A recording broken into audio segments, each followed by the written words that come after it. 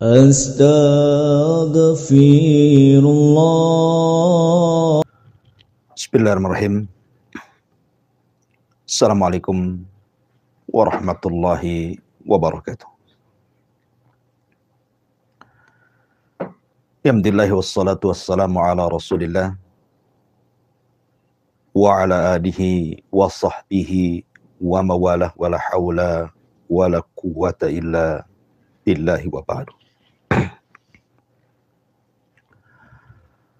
Alhamdulillah, segala puja dan puji tentunya hanya milik Allah Subhanahu wa ta'ala, karena memang dialah zat yang pantas untuk dipuja dan dipuji selamanya. Salawat dan juga iringan salam tetap tercurahkan kepada Rasul kita, qudwah kita, uswah kita, Nabi besar Muhammad sallallahu alaihi wa ala alihi wasallam. Ma'asyiral muslimin wal muslimat dimanapun Anda berada. Di pagi hari ini kita akan membahas satu tajuk pembahasan yang berkenaan dengan kehidupan kita sehari-hari. 4 perkara yang harus kita hindari. Karena 4 perkara ini akan membawa kegelapan, mengeluarkan kita dari terang. Sehingga Nabi Shallallahu Alaihi Wasallam sampai berlindung dari 4 perkara ini. Apa saja 4 perkara tersebut? Nanti kita jelaskan. Ma'asyiral muslimin yang dimuliakan Allah Subhanahu wa ta'ala. Di dalam sebuah hadis, Nabi Shallallahu Alaihi Wasallam mengatakan, "Ala wa inna fil jasadi mudghah. Idza salahat salahal jasadu kullu. Wa idza fasadat fasadal jasadu kullu ala wa hiyal qalbu." Ingatlah, sesungguhnya dalam jasad manusia itu terdapat segumpal daging. Apabila gumpalan tersebut menjadi baik, maka seluruh jasad manusia akan baik. Tapi kalau segumpal itu rusak, maka seluruh jasad manusia pasti rusak semuanya. Itulah yang disebut dengan al-qalbu, hati manusia. Al-Imam Ibnul Qayyim rahimahullahu ta'ala ketika memberikan catatan kepada hadis ini, beliau mengatakan, walamma kana al-qalbu li hadhihi al-a'dha kal malikil mutasarrif fil junudil ladhi tasduru kulluha an amri wa yasta'miluha fi ma syaa fa kulluha tahta ubudiyatihi wa qahrihi wa taqtasibu minhu al-istiqamah wa zayd wa tatba'uhu fima ya'qiduhu min al-azmi aw yahullu kama qala an-nabiy sallallahu alaihi wasallam, ala wa inna fil jasadi mudghah idza salahat salahal jasadu kullu wa idza fasadat fasadal jasadu kullu ala wa hiyal qalbu huwa malikuha hiyal munaffidah lima ya'muruha biha al-qabilatu lima ya'tiha min hadiyatihi wa la yastaqimu laha syai'un min a'maliha hatta yasdura an qasdihi wa niyatihi wa huwal mas'ulu anha kulliha. Kata Imam Ibnul Qayyim rahimahullahu ta'ala, tatkala hati ketundukannya bagi badan seperti raja yang berkuasa mengatur pasukannya, semua pergerakannya berasal dari perintahnya dan sang raja menggerakkannya sesuai dengan kehendaknya. Maka semua anggota badan di bawah pengaturannya dan di bawah kekuasaannya. Dari hati inilah dihasilkan kelurusan dan boleh jadi penyimpangan. Karena badan mengikuti tekad kuat hati atau mengikuti sesuatu yang tidak dikehendaki oleh hati. Sehingga Nabi SAW bersabda, ingatlah sesungguhnya dalam jasad terdapat segumpal daging. Apabila segumpal daging itu baik, maka baik semuanya. Apabila rusak, maka rusak semuanya. Perhatikanlah bahwa segumpal daging itu adalah hati. Hati adalah raja dari seluruh anggota badan. Dan badan itu taat terhadap perintah hati. Siap menerima petunjuk hati. Tidaklah lurus sebuah amalan sehingga amalan tersebut berasal dari tujuan dan juga niat hati. Dan hati bertanggung jawab atas seluruh amal badannya. Ucapan yang indah dari Al-Imam Ibnul Qayyim rahimahullahu ta'ala. Bahwa yang menentukan ketenangan badan manusia, bahwa yang tidak menjadikan terombang-ambingnya kehidupan manusia, bahwa kehidupan manusia akan terarah, itu ditentukan dengan hatinya.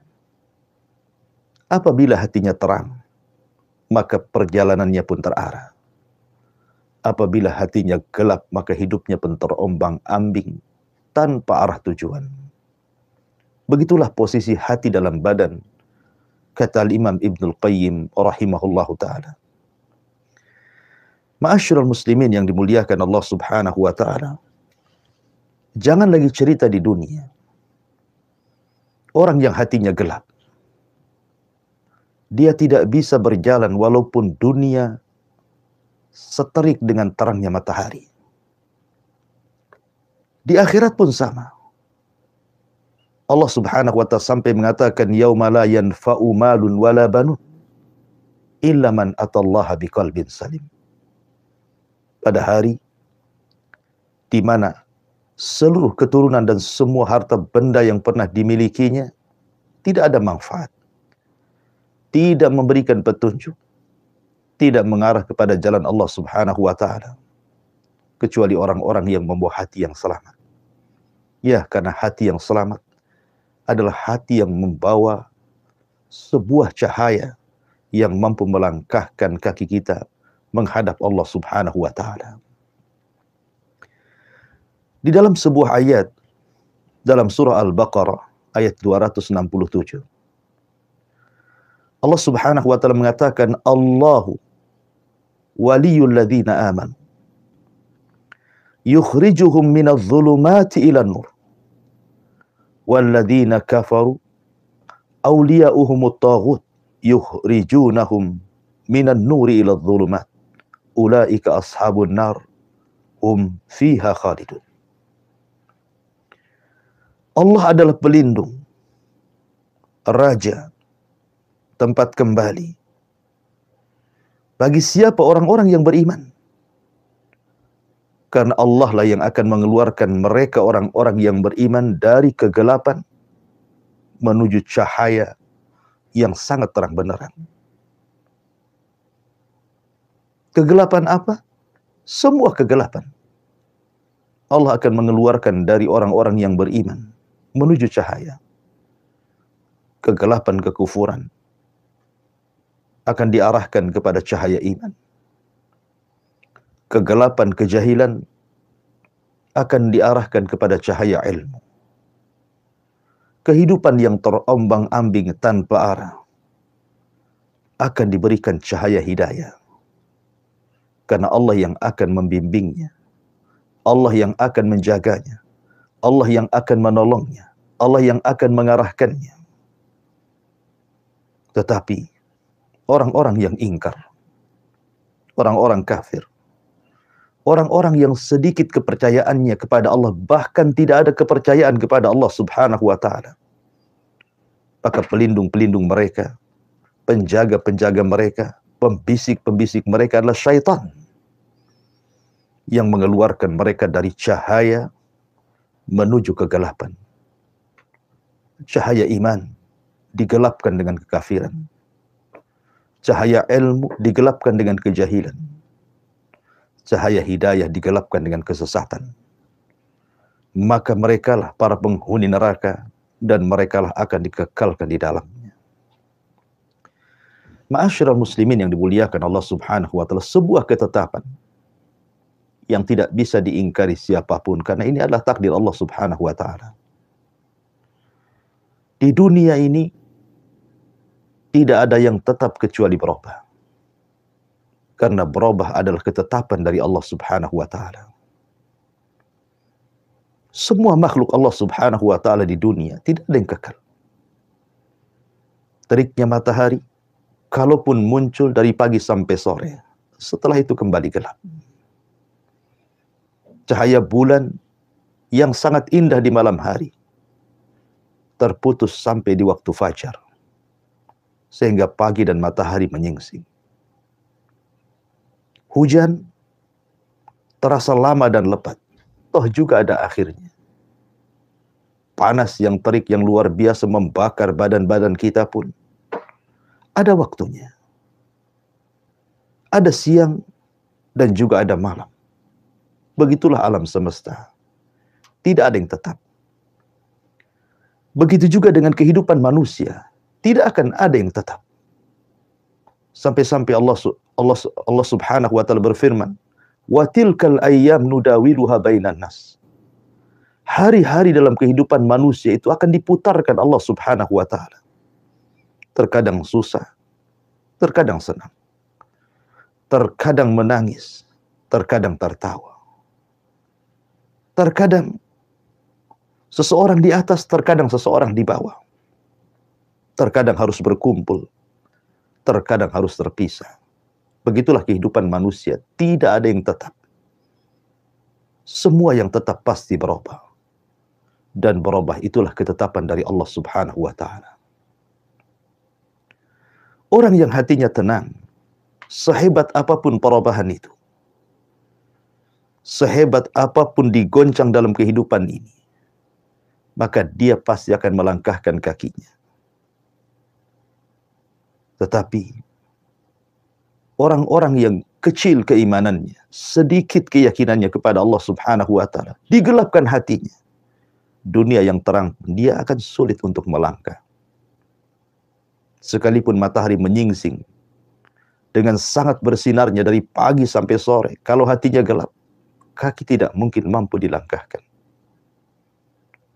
Apalagi kalau seandainya kegelapan itu adalah kekufuran, kegelapan itu adalah kejahilan, kegelapan itu adalah kesesatan, maka orang akan diombang-ambingkan kehidupannya. Makanya ma'asyiral muslimin yang dimuliakan Allah Subhanahu wa taala, yang bisa menjalani kehidupan ini dari banyaknya perubahan hampir setiap hari, ada saja yang berubah, adalah ketenangan hati. Makanya Nabi Shallallahu Alaihi Wasallam berdoa agar jangan sampai hati ini digelapkan dari 4 perkara. Sebab kalau seandainya hati digelapkan dari 4 perkara ini, maka hidup kita tidak akan lurus lagi. Hidup kita akan payah, terombang-ambing, terseok-seok, sehingga kita akan sulit untuk menghadapi kehidupan yang banyak ujian dari Allah Subhanahu wa taala. Karena sebuah ketetapan, kehidupan ini pasti akan banyak ujian dari kiri dan kanan, depan, belakang, atas dan bawah. Supaya Allah Subhanahu wa taala mengetahui siapa di antara hamba-hambanya yang betul-betul jujur dan siapa di antara hamba-hambanya yang berdusta kepada Allah Subhanahu wa taala. Apa 4 perkara tersebut? Dalam sebuah hadis yang dikeluarkan oleh Imam At-Tirmidzi dan juga disahihkan oleh Syekh Nasiruddin Al-Albani rahimahullahu taala dalam kitabnya Sahihul Jami', sebuah doa yang diajarkan Nabi Shallallahu Alaihi Wasallam kepada kita. Apa kata Nabi SAW? Allahumma inni a'udzubika min qalbin la yahsha wa min ilmin la yanfa wa min nafsin la tasba wa min du'ain la yasma wa min du'ain la yusma. Jadi Nabi SAW mengajarkan sebuah doa kepada kita agar kita terhindar dari 4 perkara ini. Karena ini yang menggelapkan hati manusia sehingga gelaplah segalanya dalam kehidupannya. Allahumma inni a'udzubika min qalbin la yahsha. Ya Allah, aku berlindung dari hati yang tidak pernah khusyuk. Wa min ilmin la yanfa. Dari ilmu yang tidak membawa manfaat dalam kehidupannya. Wa min nafsin la tasba'. Dan dari jiwa yang tidak pernah kenyang. Wa min du'ain la yusma. Dan dari doa yang tidak pernah didengar dan diijabah Allah Subhanahu wa ta'ala. Ma'asyiral muslimin yang dimuliakan Allah Subhanahu wa ta'ala, baik kita rinci satu persatu. Di sini Nabi SAW berlindung dari 4 perkara, dan harusnya pun sama. Kita sebagai umatnya pun harusnya lebih berlindung daripada Nabi SAW, karena kita tidak ada jaminan seperti Allah menjamin Nabi SAW tentang kemaksuman. Yang pertama, Allahumma inni a'udzubika min qalbin la yahsha. Ya Allah, aku berlindung kepadamu dari hati yang tidak pernah khusyuk. Khusyuk itu artinya kita mengarahkan tujuan hanya menghadap Allah Subhanahu wa ta'ala. Tidak ada yang lainnya. Kita mengikatkan hati dengan Allah Subhanahu wa ta'ala. Menghubungkan pikiran kita dengan Allah Subhanahu wa ta'ala. Mengarahkan jalan menuju Allah Subhanahu wa ta'ala. Dan berusaha untuk memalingkan hal-hal yang bisa memalingkan kita dari tujuan menghadap Allah Subhanahu wa ta'ala. Itulah khusyuk. Contoh saja yang biasa kita dengar istilah khusyuk itu biasanya digunakan dalam sholat. Karena sholat itu adalah hubung kait antara seorang hamba dengan Allah Subhanahu wa ta'ala. Makanya orang yang khusyuk dalam sholatnya, hatinya akan terpaut dengan Allah. Pikirannya akan terhubung dengan Allah Subhanahu wa ta'ala. Dunia itu kecil bagi dia, karena hanya Allah yang sangat besar. Dunia itu sempit bagi dia, karena Allah lah yang maha luas segalanya. Ketika orang sholat kemudian dia khusyuk, maka segalanya akan diberikan kepada Allah Subhanahu wa ta'ala. Qul inna salati wa nusuki wa mahyaya wa mamati lillahi rabbil alamin. Katakan, sungguhnya salatku, kurbanku, hidup dan matiku, semua hanya untuk Allah, Rabb semesta alam. Begitulah orang yang khusyuk hanya mengarahkan diri kepada Allah Subhanahu wa ta'ala. Dan apabila seorang yang sedang salat itu khusyuk, betul-betul khusyuk, dia tidak pernah memikirkan yang lainnya. Dia tidak pernah memikirkan hutang yang melilitnya, persoalan luar yang menimpanya, musibah-musibah yang menerpanya. Karena itu makomnya dia harus mengarah kepada Allah Subhanahu wa ta'ala. Maka khusyuk dalam salat ini mampu merubah kehidupannya. Bukan hanya pengaruh kepada salat itu sendiri, tetapi pengaruh khusyuk ini akan sampai kepada kehidupan di luar salat orang yang salat itu sendiri. Ma'asyiral muslimin yang dimuliakan Allah Subhanahu wa ta'ala. Orang yang salatnya baik, artinya hubungan dia dengan Allah Subhanahu wa ta'ala baik. Dia tidak mengarah kecuali kepada Allah, tidak meminta kecuali kepada Allah, tidak berlindung kecuali kepada Allah, karena dia tahu Allah tempat berlindung bagi dia. Maka dia akan betul-betul ketika melangkah dalam kehidupan dunia ini, pasti akan diarahkan Allah Subhanahu wa ta'ala. Karena khusyuk dalam salat itu mempengaruhi khusyuk di luar daripada salat.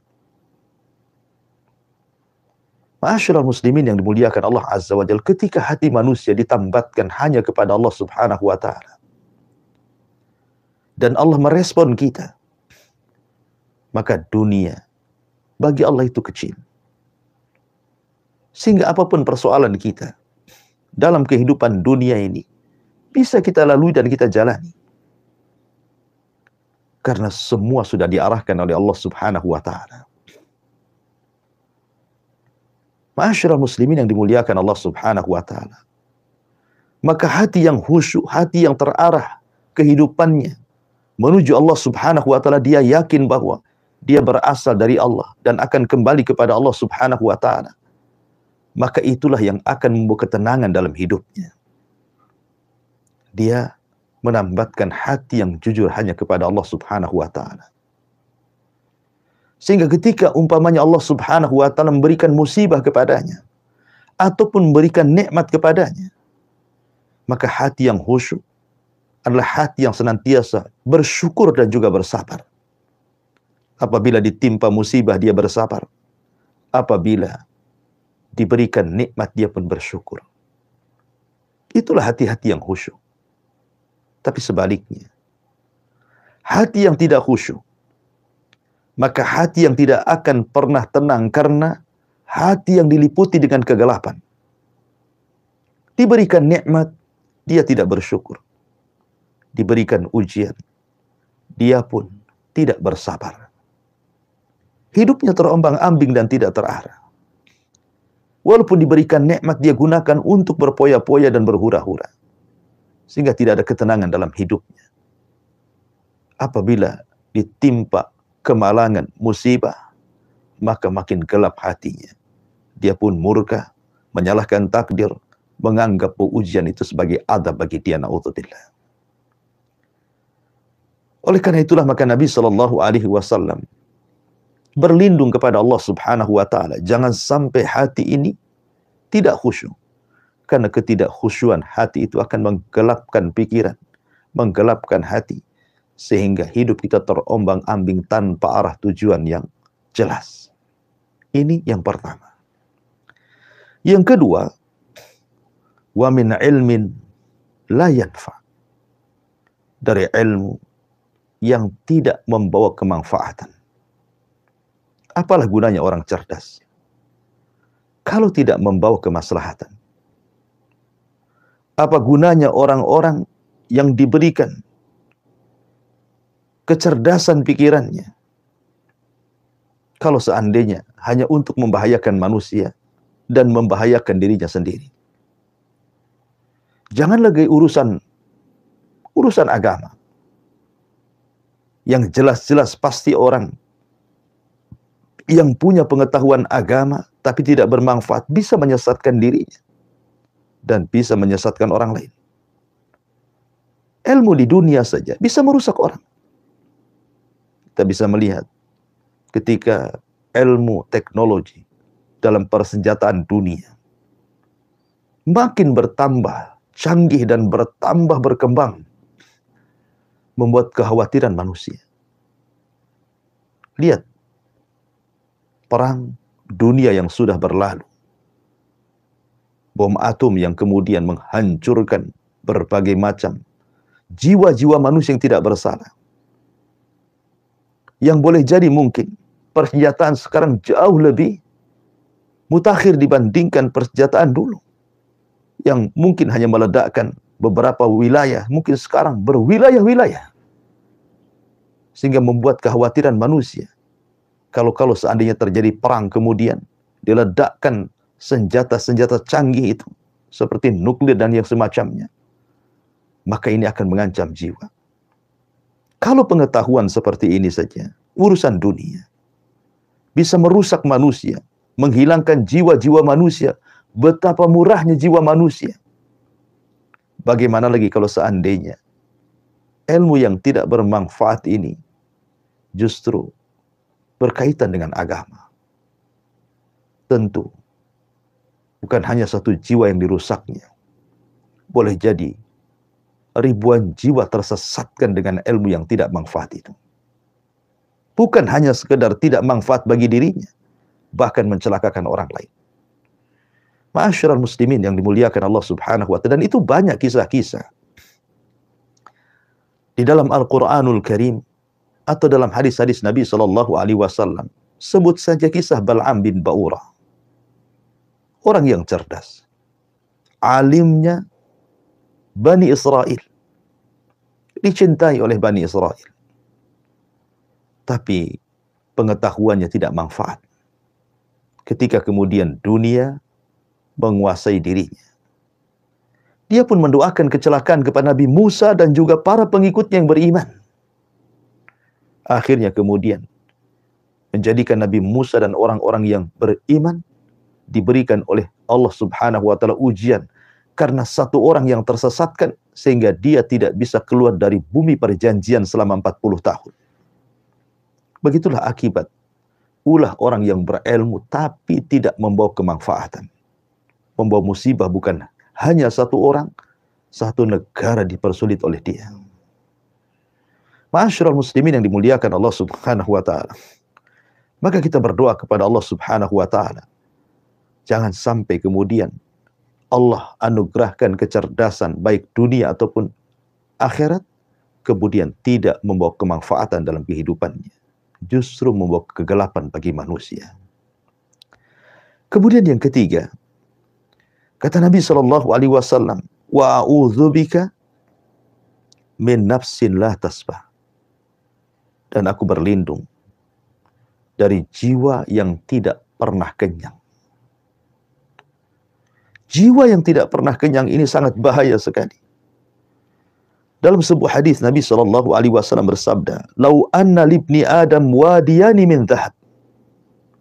Kalau seandainya anak Adam diberikan 2 lembah emas, ahab ayyakuna lahu wadiyan walan yamla'a fah illa turab. Pasti dia berkeinginan juga untuk mendapatkan 2 lembah yang lainnya, dan tidak ada yang menghentikannya kecuali tanah yang telah menguburkannya. Jiwa yang tidak pernah kenyang adalah jiwa yang dikuasai hawa nafsu. Itulah yang disebutkan dalam Al-Quran, wa innan nafsala ammaratun bisu. Sesungguhnya jiwa itu senantiasa memerintahkan kepada keburukan. Jiwa yang tenang adalah jiwa yang mengarahkan kepada kedamaian. Tapi jiwa yang tidak pernah kenyang akan mengarahkan kepada kegelapan, akan mengarahkan kepada kerusakan. Karena kita lihat, ketika jiwa itu tidak pernah kenyang, tidak pernah kenyang dengan hartanya, tidak pernah kenyang dengan jabatan, pangkat, dan kepemimpinannya, tidak pernah kenyang segalanya, maka segala perkara-perkara dia akan tempuh walaupun di dalamnya ada keharaman, ada kesesatan, dan begitu seterusnya. Dia tidak akan peduli. Sebagaimana hadis Nabi sallallahu alaihi wasallam, "Sayati alaikum zaman." Akan datang zamannya kepada kalian, kata Nabi sallallahu alaihi wasallam, "La yubalil mar'u bima akhadal man." Manusia tidak akan peduli dari mana harta dia ambil, dari mana harta dia raih. Amin halalin amin haramin, kata Rasul. Apakah dari yang haram ataukah yang halal?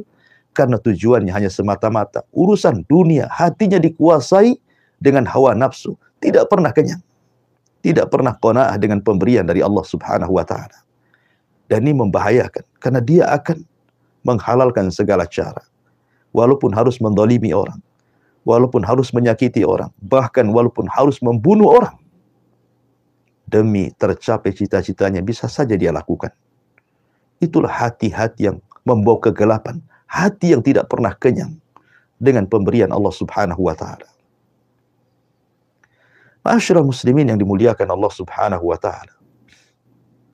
Ketika hati tidak pernah kenyang, maka segalanya halal bagi dia, walaupun itu haram. Dia akan menyikut ke kanan ke kiri. Dia akan melabrak batasan-batasan yang Allah Subhanahu wa taala telah batasi. Padahal Allah Subhanahu wa taala memiliki batasan-batasan, dan batasan-batasan Allah adalah keharaman-keharaman yang tidak boleh dilanggar. Tapi orang-orang yang hatinya tidak pernah kenyang, tidak pernah redha dengan pemberian Allah Subhanahu wa taala, maka hatinya akan gelap.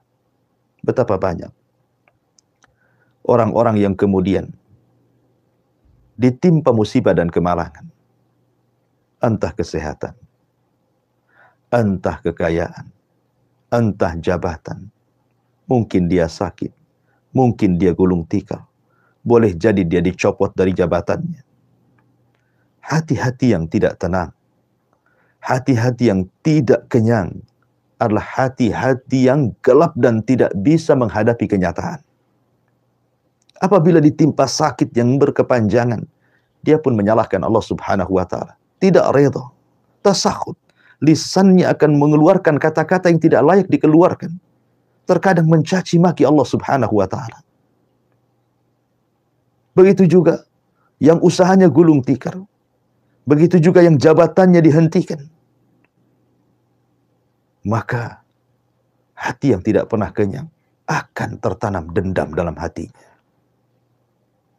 Ma'asyiral muslimin yang dimuliakan Allah Subhanahu wa taala, sebaliknya, hati yang selalu kenyang dengan pemberian Allah Subhanahu wa taala, maka hati yang senantiasa bersyukur.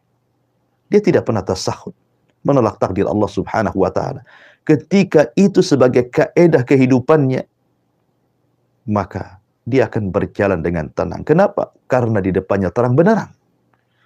Dia tahu bahwa ketika dia diberikan nikmat ataupun musibah dari Allah Subhanahu wa taala, itu demi kemaslahatan dirinya. Makanya sering saya ulang-ulang pentingnya menanamkan zuhud dalam hati. Seperti yang dikatakan oleh Al-Imam Hasan Al-Basri rahimahullahu taala, letakkanlah kekayaan, jabatan, pangkat di tangan. Jangan sampai Anda letakkan dalam hati Anda. Sebab kalau seandainya kekayaan, pangkat, jabatan itu diletakkan dalam hati, ketika itu semua hilang dalam hati, sedih rasanya, susah rasanya, perih rasanya, sehingga dia akan terus berpikir dan berpikir, sehingga kehidupannya akan terombang-ambing dan tidak akan pernah kenyang, tidak akan pernah tenang, akan gundah gulana, hatinya akan rusak dan tidak membawa kesenangan dalam kehidupannya.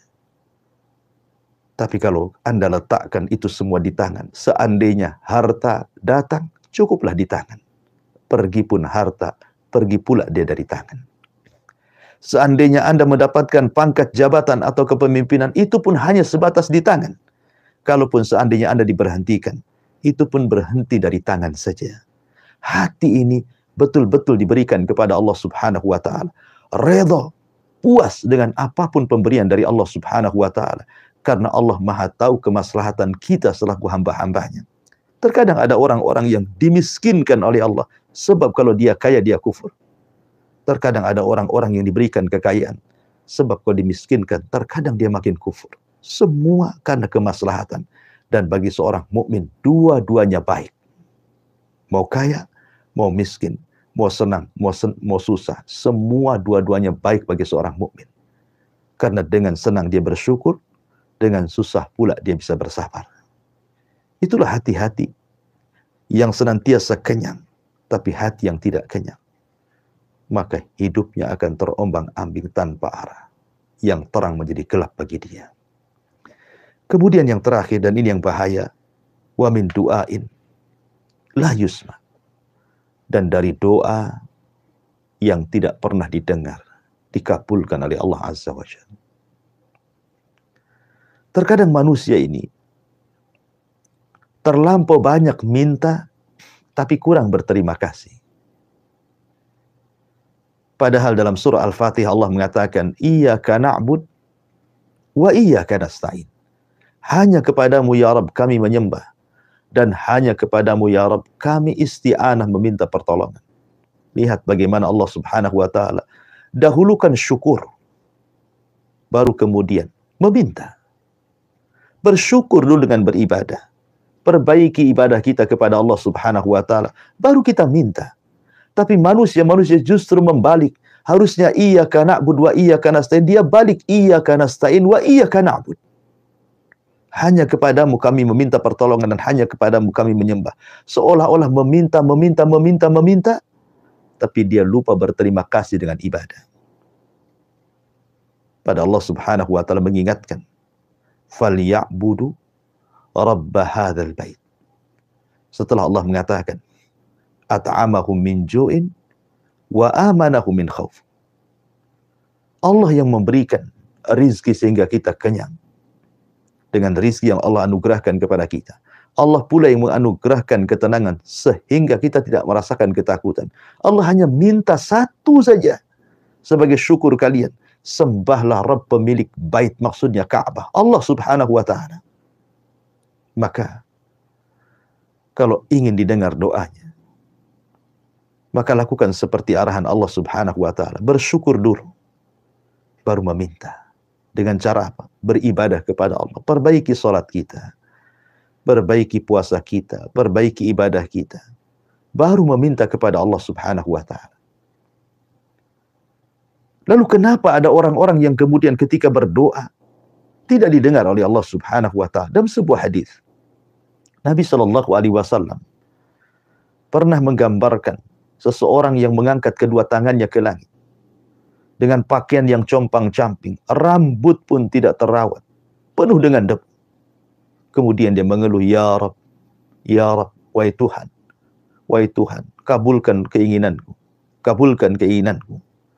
Tapi kemudian Nabi SAW mengatakan, mana mungkin orang itu dikabulkan doanya.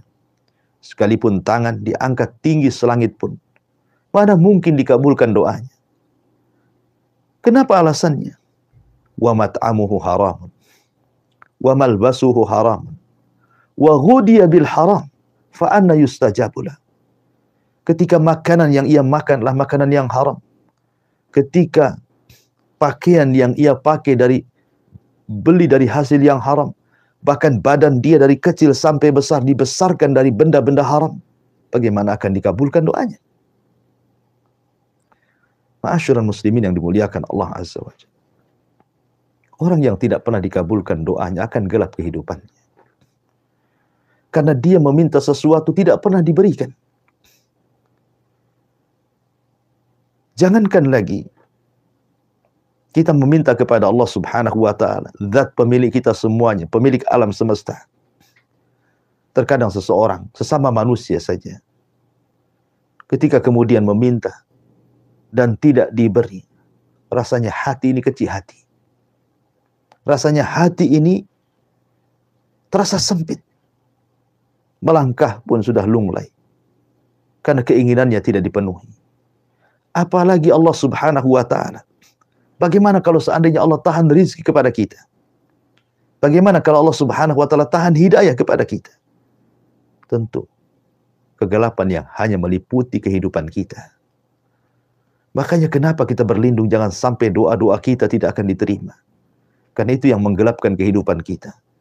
Sehingga ketika kita meminta hidayah, diberinya kesesatan.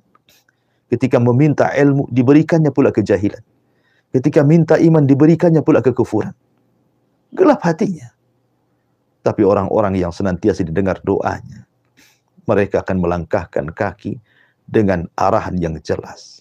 Meminta iman, diberikan iman.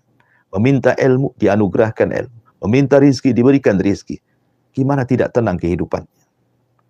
Oleh karena itulah 4 perkara ini sangat bahaya. Berlindunglah dari Allah Subhanahu wa ta'ala. Jangan sampai kita ini memiliki hati yang tidak pernah khusyuk. Memiliki ilmu yang tidak pernah manfaat. Memiliki jiwa yang tidak pernah kenyang. Dan juga berdoa tapi tidak pernah didengarkan. Wallahu a'lam bishawab, mudah-mudahan ada manfaatnya. Saya kembalikan kepada moderator. Falyatafadhal mashkura. Baik, Ustaz, jazakallahu khairan, barakallahu fikum. Terima kasih banyak Ustaz untuk penyampaian ilmu din al-Islam yang sangat berfaedah sekali bagi kita semua, sahabat pendengar Radio Alam FM Batam dan penyimak YouTube Alam TV. Alhamdulillah telah kita simak majelis taklim kita pagi hari ini dengan bimbingan oleh guru kita Ustadz Abu Humairah Hafizahullah Ta'ala. Kita akan bertanya jawab.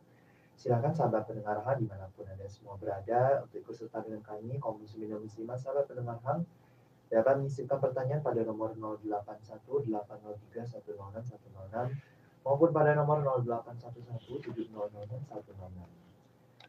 Di pagi hari ini ada Bapak Wawan. Ustaz, ada Bapak Wawan di Batam Kota. Pertanyaan dari Bapak Wawan di Batam Kota, Ustaz, mengenai beramal dalam hal baca Al-Quran. Saya pribadi membaca Al-Quran itu menggunakan bacaan yang dalam bahasa Indonesia itu, karena untuk membaca dalam bahasa Arabnya saya agak sulit ya. Jadi untuk sedikit membantu saya membaca Al-Quran itu menggunakan tulisan bahasa Indonesianya. Bagaimana dengan yang demikian ini, Ustaz? Apakah boleh atau tidak? Lalu apakah ada pahala dalam kegiatan yang saya lakukan ini? Ya, alhamdulillah. Salatu wassalamu ala Rasulullah. Ada pertanyaan. Seorang bapak yang kurang lancar membaca Al-Quran, sehingga dia membaca Al-Quran dari tulisan Latinnya. Dan alhamdulillah, Allah mudahkan. Sekarang banyak terjemahan-terjemahan Al-Quran dari bahasa Arab ke bahasa Latin dan juga terjemahannya. Dan itu memudahkan kita untuk membaca Al-Quran. Tetapi nasihat saya, Bapak harus belajar membaca Al-Quran. Dan punya keinginan untuk belajar membaca Quran. Karena bagaimanapun Quran itu pedoman. Semakin indah dia membaca, semakin membawa ketenangan. Dan jangan pernah malu dengan usia. Karena Quran itu tidak pernah melihat usia. Saya teringat dahulu waktu masih belajar di Yaman. Ada seorang kakek, tidak bisa baca Quran. Tetapi keinginan kuat menghafal Qurannya luar biasa. Akhirnya dia membeli, kalau dulu itu semacam tip kaset, ya, karena belum ada MP3 apalagi, dan yang semacamnya zaman itu kan pakai kaset. Dia beli kaset 30 juz. Kemudian dia dengarkan setiap hari, setiap waktu. Setiap dia mendengar satu ayat, dia ulang-ulang sampai 100-200 kali. Setelah dia mungkin berpindah ke ayat berikut, berpindah kepada ayat berikut, bertahun-tahun. Akhirnya, Allah pun anugerahkan dia sanggup menghafal Quran padahal tidak bisa baca Quran. Bukankah tidak ada mustahil bagi Allah? Mungkin kita katakan, mustahil, dia tidak baca Quran pun tidak bisa. Apalagi pula hafal Quran. Tapi ada rupanya orang-orang yang hafal Quran, tapi tidak bisa baca Quran. Dengan cara apa? Mendengar. Ya. Walaupun ada orang-orang seperti ini, tentu tidak banyak. Hanya orang-orang yang Allah anugerahi nikmat saja. Bagaimanapun, kalau saya anjurkan, tetaplah belajar Quran. Panggil guru privat. Belajar dari Iqra dulu. Dengan pelan-pelan. Ya. Kemudian, terus beranjak. Insya Allah. Man yuridillahu khairan yufaqihu fiddin. Siapa yang dikehendaki atau menghendaki sebuah kebaikan, pasti Allah cerdaskan dia. Siapapun yang ingin mencari kebaikan, Allah berikan kecerdasan. Pertanyaannya, sekarang posisi Bapak ini tidak mungkin kurang lancar ya baca Qur'annya. Akhirnya terpaksa dia bawa bacaan Latinnya karena ingin membaca Qur'an. Keinginan Bapak baca Qur'an itu sudah dapat pahala insya Allah. Keinginan Bapak saja ingin membaca Qur'an, belum membaca Qur'an, itu sudah pahala. Apalagi kemudian Bapak baca Quran walaupun dengan Latinnya. Makanya ada hadis yang mengatakan walladzi yatata'u fihi lahu ajran. Orang yang tertatih-tatih membaca Quran, saking sulitnya, maka dapat 2 pahala. Pahala kesungguhannya dan pahala bacaannya. Teruslah, jangan kendor. Walaupun dari Latinnya, terus baca Quran. Tetapi sekali lagi, haruslah ada perbaikan setiap harinya. Karena bahasa Latin akan berbeda dengan bahasa Arab aslinya. Kalau Anda tahu huruf-huruf dalam bahasa Arab itu ada makharijul huruf. Ada tempat-tempat keluar huruf. Di situ ada kefasihan bahasa. Membedakan antara huruf sin dengan shin, ya, dod dengan dod, dan begitu seterusnya. Itu akan sulit kalau kita praktekkan dalam membaca Latinnya. Dan itu akan mudah kalau kita praktekkan membaca bahasa Arabnya. Makanya teruslah, jangan pernah kendor. Walaupun sekarang mungkin masih membaca Quran lewat tulisan Latin, tetapi ada upayalah. Apalagi sekarang medsos juga dipermudah. Ada belajar Quran lewat YouTube dengan sistem mudah. Tinggal klik saja, tiap hari belajar. Insya Allah. Sekali lagi Rasul mengatakan, man yuridillahu khairan yufaqihu fiddin. Siapa yang menghendaki kehidupannya baik, pasti Allah cerdaskan dalam agamanya. Wallahu a'lam. Baik, Ustaz. Jazakallahu khairan. Terima kasih Ustaz untuk pencerahannya, untuk menanggapi pertanyaan dari Bapak Wawan di Batam Kota. Insya Allah jadi ilmu berfaedah bagi kita semua. Selanjutnya ada pertanyaan dari Bapak Samsuri. Bapak Samsuri masih di Batam Kota juga. Ustaz, pertanyaan dari Bapak Samsuri di Batam Kota. Ustaz, maaf ingin bertanya, apakah dalam sholat itu baik sholatnya sendiri ataupun sholatnya berjamaah, apakah itu akan memberikan ketenangan hati, Ustaz? Lalu Ustaz, dalam sholat itu, dalam misalnya ketika sebagai makmum ya, apakah membaca sami Allah liman hamidah atau cukup langsung baca Rabbana walakal hamd, Ustaz? Ya, alhamdulillah, salatu wassalamu ala Rasulillah, amma ba'du. Ketenangan hati dalam sholat itu tergantung kualitas sholat. Kalau kualitas sholatnya baik, maka juga akan menghasilkan ketenangan yang baik. Tapi kalau sholatnya tidak terlampau baik atau sama sekali tidak baik, maka itu pun tidak akan bawa ketenangan dengan baik dalam hatinya. Sholat ini perkara yang luar biasa sebenarnya. Sampai-sampai Aisyah radhiyallahu anha mengatakan, kana Nabi sallallahu alaihi wasallam idza hajabahu amrun fasiya ila shalah. Nabi itu kalau ada urusan besar, ada hal-hal yang membuat Nabi sallallahu alaihi wasallam sulit untuk keluar dari sebuah permasalahan, maka Nabi biasanya segera sholat. Karena tahu bahwa dalam sholat itu bisa meringankan permasalahan yang dihadapinya. Maka sekarang saya terkadang heran ketika mungkin di sebuah perusahaan ada masalah, kemudian mengadakan rapat untuk mencari jalan keluar dan menguraikannya. Datang waktu sholat. Kadang-kadang mereka tidak sholat. Atau mungkin sholatnya diulur-ulur. Karena mereka sedang rapat. Sedang menyelesaikan perkara besar dalam perusahaan. Orang-orang yang sedang rapat ini sebenarnya tidak paham. Kalau seandainya mereka terhenti ketika waktu sholat, kemudian mereka sholat, selesai sholat kemudian mereka rapat kembali, hakikatnya dengan sholat itu sudah mengurai permasalahan yang sedang dirapatkannya sebenarnya. Karena ketika rapat kedua setelah Anda sholat, berarti Anda sedang mengundang Allah dalam rapat. Dan tidak ada permasalahan besar. Kalau Allah terlibat, pasti Allah akan urai dan menjadi kecil. Dan tidak ada perkara kecil. Kalau Allah tidak terlibat, pasti akan sulit untuk terurai. Bahkan bisa jadi menjadi besar. Oleh karena itulah maka sholat akan membawa ketenangan. Menyelesaikan masalah. Karena dalam sholat itu ada kata-kata iyyaka na'budu wa iyyaka nasta'in. Isti'anah. Meminta pertolongan kepada Allah subhanahu wa ta'ala. Oleh karena itulah maka kualitas ketenangan juga ditentukan dengan kualitas sholat. Ketika Anda sholat sendiri dan berjamaah, tentu akan berbeda kualitasnya. Karena bagaimanapun secara pahala juga akan berbeda. Dan secara hasil pun akan berbeda. Karena manfaatnya juga akan lebih banyak yang berjamaah dibandingkan yang sholat sendiri. Bukan berarti kemudian sholat sendiri tidak sah, tidak. Akan tetapi kalau bicara tentang kualitas ketenangan hati, ya tentu semakin berkualitas sholatnya, semakin tenanglah hatinya. Semakin baik sholatnya, maka semakin baik di luar sholatnya. Karena sholat sendiri adalah innas sholata tanha 'anil fahsya'i wal munkar. Sholat itu mencegah dari perbuatan keji dan kemungkaran. Maka semakin baik kualitas sholatnya, maka semakin baik akhlak di luar sholatnya. Insya Allah seperti itu. Ya. Jadi intinya perbaiki kualitas sholat dari mulai uh, rukun-rukunnya, syarat-syaratnya, sunnah-sunnahnya, wajib-wajibnya. Insya Allah akan lebih banyak lagi mendatangkan ketenangan bagi kita.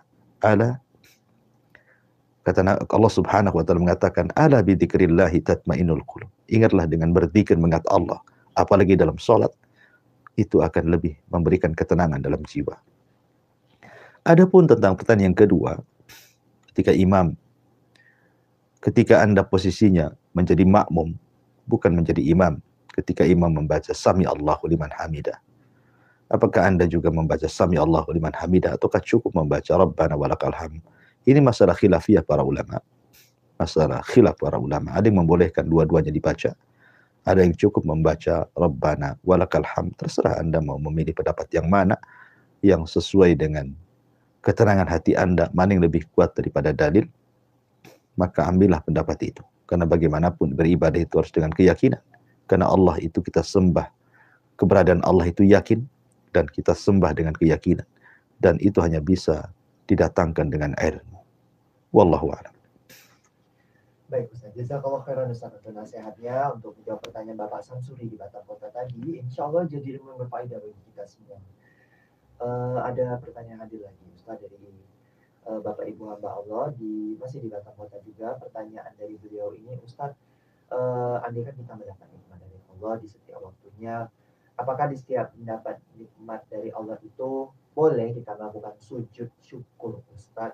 Lalu andaikan boleh, apakah harus menghadap kiblat, suci, dan ada syarat-syarat atau bacaan khususnya Ustaz? Bagaimana dengan demikian ini Ustaz? Ya, alhamdulillah. Salatu wassalamu ala rasulillah. Sujud itu ada beberapa sujud yang dianjurkan dalam Islam. Ada namanya sujud dalam sholat. Sujud dalam sholat juga namanya sujud sahwi. Ada sujud tilawah. Dan juga ada sujud syukur. Tentu akan berbeda. Sujud tilawah disebabkan karena dia membaca atau mendengar ayat sajidah dibacakan. Ada sekitar 14 atau 15 ayat dalam Al-Quran tentang sujud tilawah. Sujud sahwi apabila Anda lupa. Maka dalam sholat, baik sholat wajib atau sunnah, maka disyariatkan sujud sahwi. Dan ada sujud yang ma'ruf dalam sholat. Adapun sujud yang ditanyakanlah mendapatkan nikmat atau disebut dengan sujud syukur, itu disebabkan karena mendapatkan nikmat. Dan sujud syukur itu tidak ada syarat-syarat seperti sujud-sujud yang lainnya, harus suci, kemudian harus tertutup auratnya. Seandainya Anda sendirian di rumah seorang wanita, Anda sedang pakai pakaian yang biasa saja, tidak anggaplah membuka aurat, tapi kan tidak ada yang melihat kecuali di rumah. Tiba-tiba kemudian ada telepon dari suami bahwa dia mendapatkan nikmat dari Allah Azza wa Jalla, mungkin berupa harta atau yang lainnya. Anda merasa gembira, langsung sujud. Ya, langsung sujud. Maka tidak ada masalah. Jadi memang aturan sujud syukur itu tidak sebagaimana sujud yang lainnya. Ya, dan sujud saja. Apakah ada bacaan yang mungkin kembali kepada dalil umum tentang bacaan sujud, subhana rabbiyal a'la. Ya, itu dalil umum tentang bacaan sujud ya. Jadi dan yang penting adalah niatnya, bahwa niat Anda sujud itu karena bersyukur kepada Allah Subhanahu wa taala. Ya sebaiknya Anda menghadap kiblat ya kan. Karena sujud adalah diberikan kepada Allah.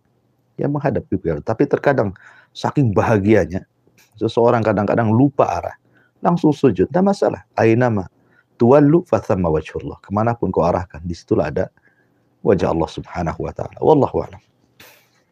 Jazakallah khairan Ustaz untuk jawabannya untuk pertanyaan dari hamba Allah tadi.